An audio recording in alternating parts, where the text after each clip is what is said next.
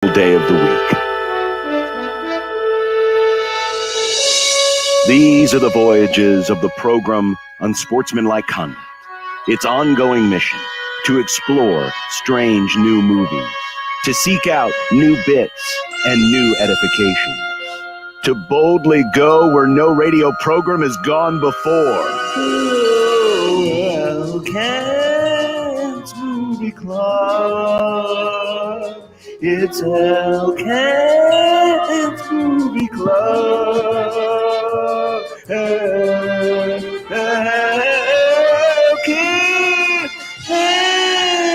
Movie Club. It's Elkent's Movie Club. Live from Werner Park, ladies and gentlemen, we are at the Stormfront Team Store.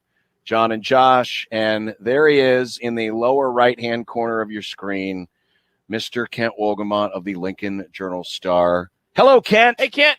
Good afternoon. I was trying to figure out what was going on. I thought maybe y'all had gone into the sports apparel business. We have. We're now selling Union Omaha gear. Josh, grab one of those. Nick, you got to get the yellow ones. Yeah. Look at these, Kent. So these are some very bright. Whoa. Yellow. I don't know if the color shows up, but those are quarter zips they sell here for the Union Omaha soccer team. Very cool. My suggestion is this. With all these kids that like to wear the Oregon stuff because it looks cute. Oh, it's cute. It's so cute. It is cool. They should come here and buy the Union Omaha stuff instead. Forget about Oregon. They can still look like, neon green and yellow. It's awesome. Exactly. It wouldn't look like an idiot Oregon Duck uniform. Oh, hey. Oregon or Maryland? Who has the worst? Oregon or Maryland? Maryland stuff is trash. I like the Maryland flag stuff. That's okay. Wow. I'm so okay with that. I'm just trying, I've been so down on the Big Ten recently. I'm just trying to show a little love nicer. For them. Yeah. Oh, are you? Yeah, there we go. Yeah. Now, as I found out, yes, I think it was Wednesday. So I was having my dinner and I was like, you know what? I think I might get the movie done, because normally I watch our movie on Thursday. Uh-huh. I thought, you know what? I think I'm going to watch it here on Wednesday. I dialed it up and I went to HBO Max and I'm looking for Drop Dead Gorgeous. Nothing. Wait a minute. What the hell's going on here? Thought maybe it was on a different website. So I checked Hulu. I checked Netflix. There's nothing there. So I went back to your original tweet from last week and clicked the direct link. And that's what I did too. It's gone. It's gone indeed. So Stibbs' going away present to the movie club is to give us a movie that we can't watch. Perfect. Yeah.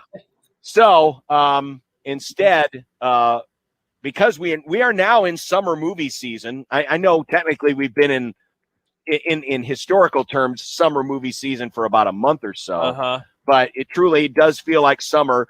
A lot of places are coming back to 100% to full capacity. More folks are going out to the theaters. We thought, well, there are some new films out, so we thought we'd at least talk about one of them with Kent this week. And I had no idea, Kent, that they were doing a sequel to A Quiet Place, which was, would you describe the first one as kind of a surprise hit? Absolutely. Because I mean, I remember hearing about it, but I didn't think it was supposed to become a big deal. But a lot of folks really enjoyed the first one. Yeah, it wasn't supposed to become a big deal. It did. So they started the sequel. They hadn't planned a sequel for it, but when it, hit like it did, John Krasinski, who was the director, I think he writes it, and is also was the star of, or one of the stars of the first one, put this one together. And it was supposed to come out, I believe, in April of last year, maybe. And they were saying they thought it would do about $60 million at the box office its first weekend in April. That was sort of the estimate. And it was released last Friday, and it's done $50-some million worth of business. So it's done really well. It's kind of the first actual movie to get some box office traction in, what would it be, a year and a half, close to it.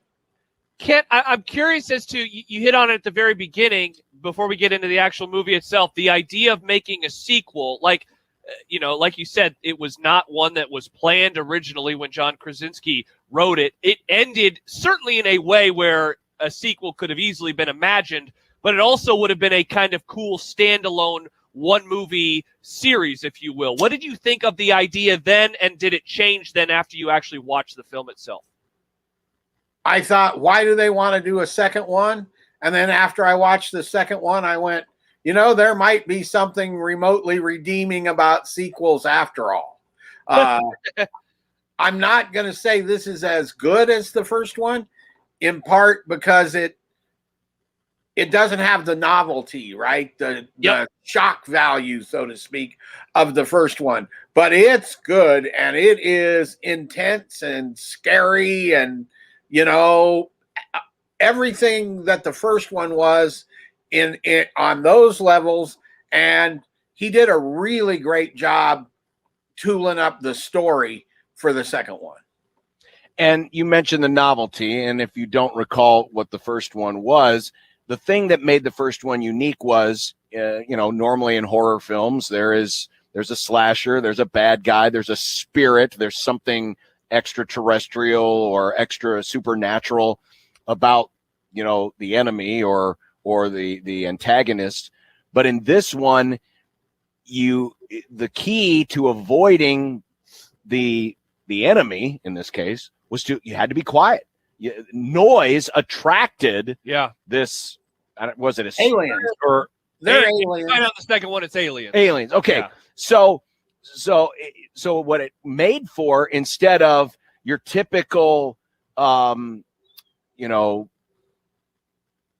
horror movie, there was a lot of quiet. Yes, a lot of design. silence. Yeah, there's not music. You don't have the thriller, soundtrack or anything like that. It's a very different movie, and I think that's what made it possible. So how does the second one, Kent, keep some of the novelty that made the first one so popular and not make it stale in the second? Because he's come up with a really good story that plays off of that setup. And to make things abundantly clear, this one opens with a flashback. And the flashback is to the day the aliens landed. So Kaczynski's still in it, right? Because he died at the end of the first one. So he's still in it. You see them come in, and then flash forward, and you find the family. And by this time, Emily Blunt, who's the mother, has a little baby. And, of course, what do little babies do? Cry. Yep. So she has this thing rigged up to keep it like a oxygen chamber thing that it puts on, and so they can't hear the baby cry. And they're trying to stay alive. They run into a guy who is clearly he's seen in that opening segment, which tells you he's going to be important in this movie. His name is Emmett, and he was a kind of friend of Lee, the dad, and he's played by Cillian Murphy, who's a really good actor.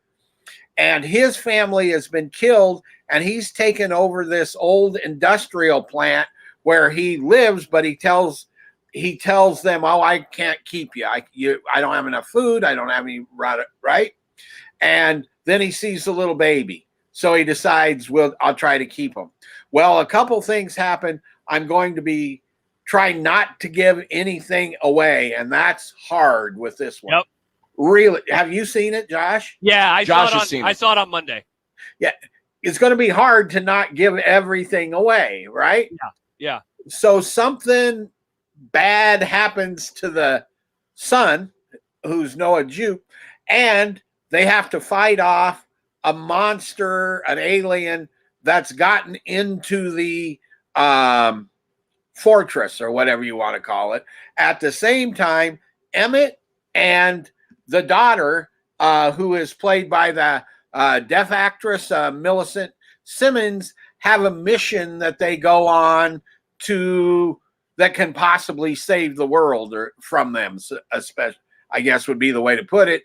And so you have this two-pronged story going through the movie, and that lets the tension build and build and build in basically in two directions. And then I thought the last 20 minutes was just like nail biter time, you know? Yeah, Kent, it's funny. I rewatched the first one last week, knowing that I would see the second one on Memorial Day. And in a way, I had kind of forgotten that it's basically the first one is in one spot. It's, there's the opening scene where they're in the town at the drugstore, and then it's essentially all at the farm. Right. This one, obviously a little bit more world building. You mentioned, the first one, it's just the family, and they run into like two people who die immediately. This one, a few more characters. What did you think of the world building? Because it does expand it, but it's not like here's this family and now here's the rest of the world. I thought that the world building in this one was really, really good. It gives you enough information, but it certainly leaves you wanting more. And I think that's why I think this movie is stuff like that's why it works so well. It's so well done. You learn that it's zombies and you get this post-apocalyptic sense, and you see a few of these characters, and some of them, frankly, aren't worth saving. And in doing so, it gives you an idea without trying to be, one of these big sci-fi movies about the end of the world where you see cities getting destroyed and hundreds of thousands of people running and stuff. It really keeps it still focused on the family, but it just brings a few more people in and gives you a little broader view of what really happened. And I thought that was a masterful part of it, actually. That's a really good observation. So obviously the first one begat the second one, maybe unexpected. Does this? It's very rare that we do sequels where the story doesn't end up in at least a trilogy, or in the case of Fast and the Furious, triple 9. trilogies. 9. Does this one begat a trilogy? You could do one, I think. Don't you think, Josh? Yeah, I know Emily Blunt, who is John Krasinski's husband or wife, and she plays in real life. Yeah, in real life and in the movie, and she. So she's in it, and she said that he has an idea if they want to do one. And I also know that, that they have not a side sequel, an expanded universe, if you will. There is a movie set in the same universe that Krasinski is more of a producer on and not writing, that they can do. And isn't that the crazy part about this, Kent? Like 3 years ago, this was just an idea, and now they have created their own expanded universe. It's not like a comic book or something like that. And that's, once again, another amazing part about this. We didn't know any of these characters a few years ago, and now I'm like, I want to see more with them moving forward.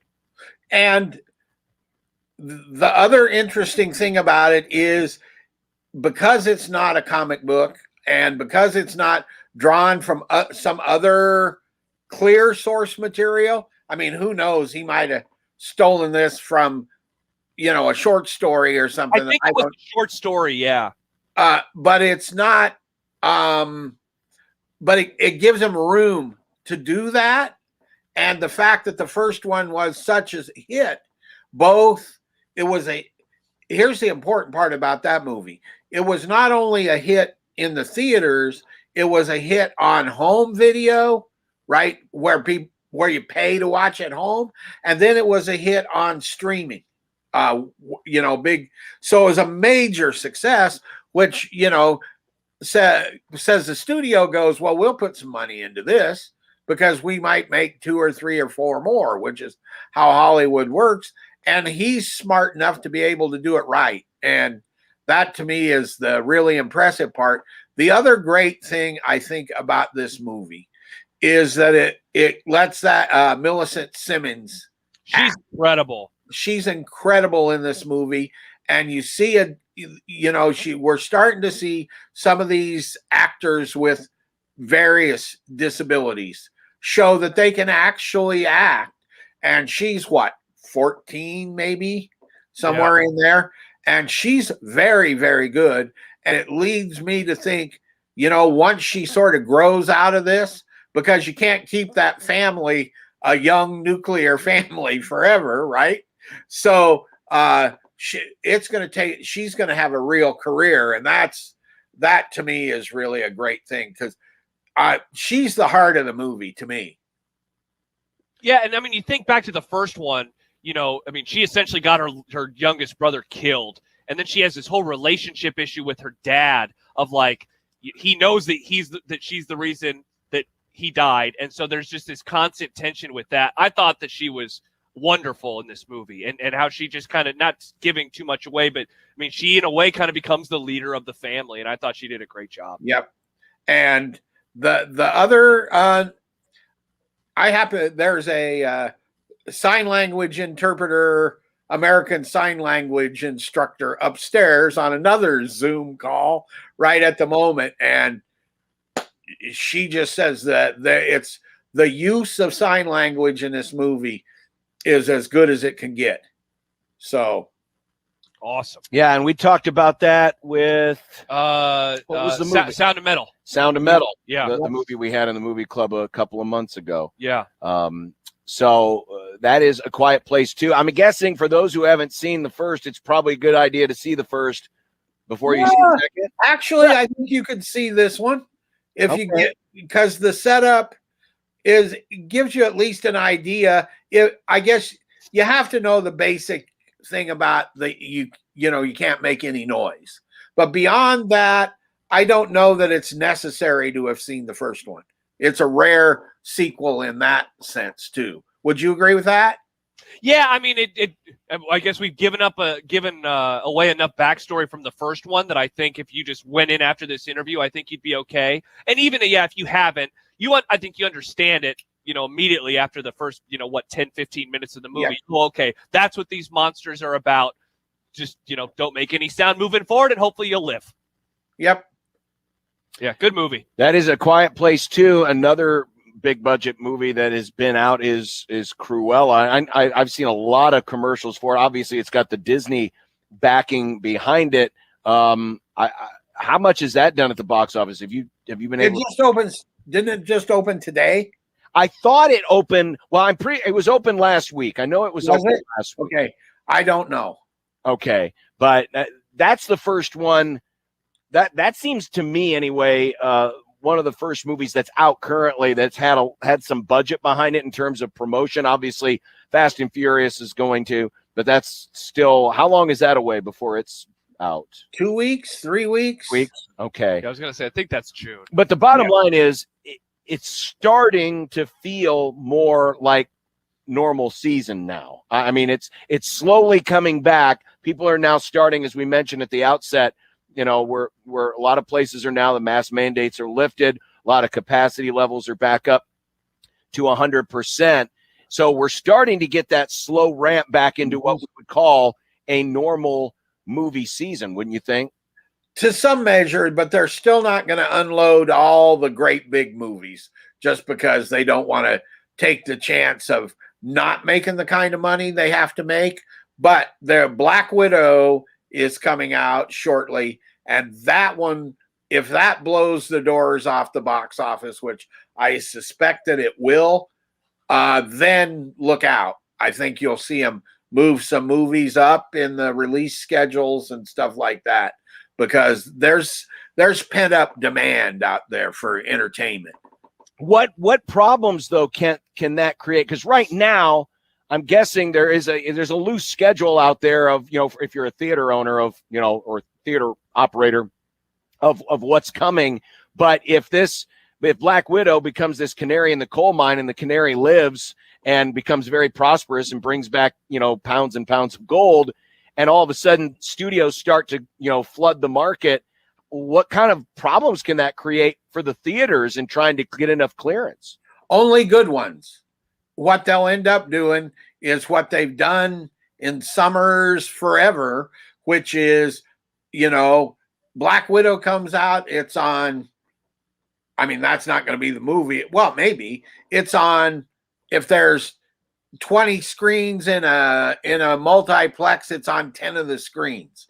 And then the next week it drops to 5, and something else comes in and is on 5 or 6 or 7 screens. And then the next week Black Widow drops to 2 or 3, the other one drops to 2 or 3, and the next big one gets 4, 5, 6, 7. And that's what they've done forever. They can adjust to that. That's a familiar game to them. Having nobody in their theaters is the one they can't figure out. You know what I miss? Going to the movies? Movie theater popcorn. Oh, man, I loved it on Monday. We got a big old large split it. It was great. It was awesome. Did you get a refill? No, we didn't get a refill. Oh, come on. It was crazy, Kent. You mentioned the huge box office at the start because the showing we saw, at least, it didn't allow for seating for, it seemed like half of the actual Is that right? Yeah. So I think that's going away in Omaha pretty soon, though, I think. Yeah, frankly, I don't know what it is in Lincoln because I actually don't see them at screenings, and it's me in the theater. That's a pretty small audience. Do you think that's a permanent change to your role and to people like you? That No. Okay. No, they haven't figured out what they haven't figured that part out yet. My assumption is that by next year, early next year, it'll be right back to where it's always been. Maybe by the 1st of November, when the Christmas stuff starts coming out, it'll be much more what it was before.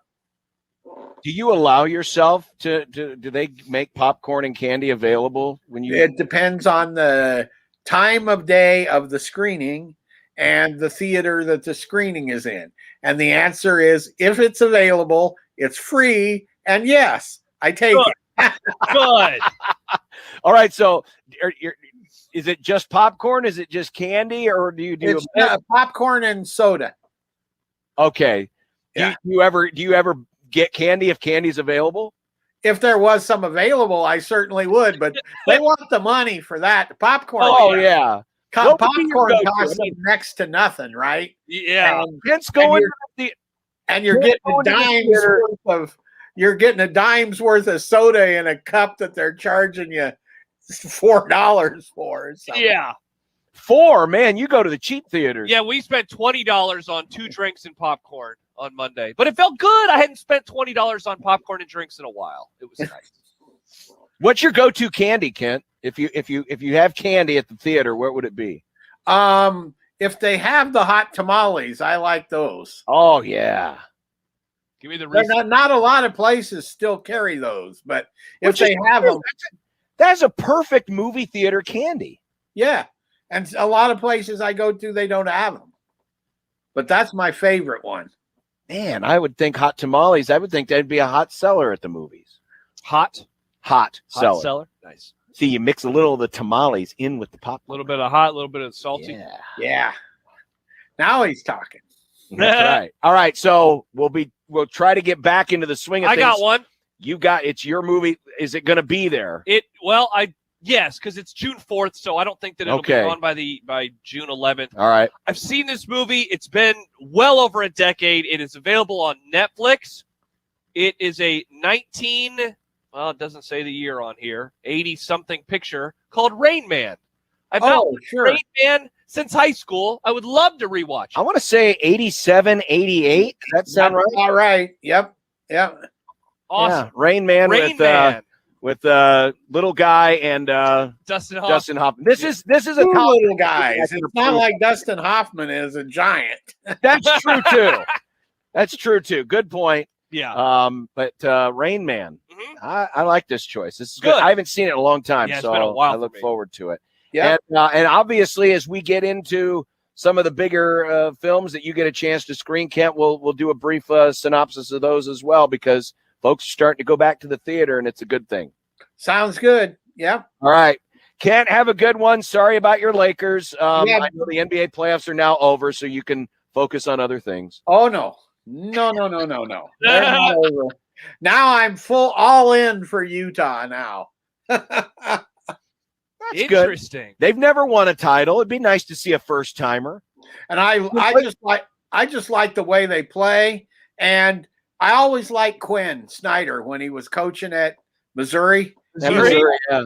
He was always fun to deal with. So, who is the last first-time NBA champion? Was it the Spurs? Does it go back to the Spurs? No, the Heat. The Heat. Probably No. The Heat. Yeah, maybe. The Dwayne When did Dwayne Wade one. Heat 06. win? And when was the Spurs one before that? You're right. It's Spurs won in 99. Okay, so the Spurs. So I think it's the Heat. yeah, I think you're right. It's like basically Spurs. No, the Cavs. No, or did the Cavs win in the 50s? no, Cavs. No, The it's Cavs. Yep. Oh, it's it is the Cavs. The LeBron. LeBron was playing. We just kind of assumed. Yeah, we just kind of rolled it all in and won. Oh, of course, we forget about Cleveland. We always forget about Cleveland. Uh-huh. All right, Kent, we'll have a great weekend. Appreciate it. And we'll talk about Rain Man and whatever else is going on next week. Sounds good. There Later, he is, Kent Wolgamont of the Lincoln Journal-Star. It got ugly there in the fourth inning in Fayetteville. It did. We're not really going to be paying attention to that one anymore. The Razorbacks got a touchdown and a PAT in the fourth inning, and then they've added a run in the fifth. It's now 10-3 Arkansas in the bottom of the sixth inning.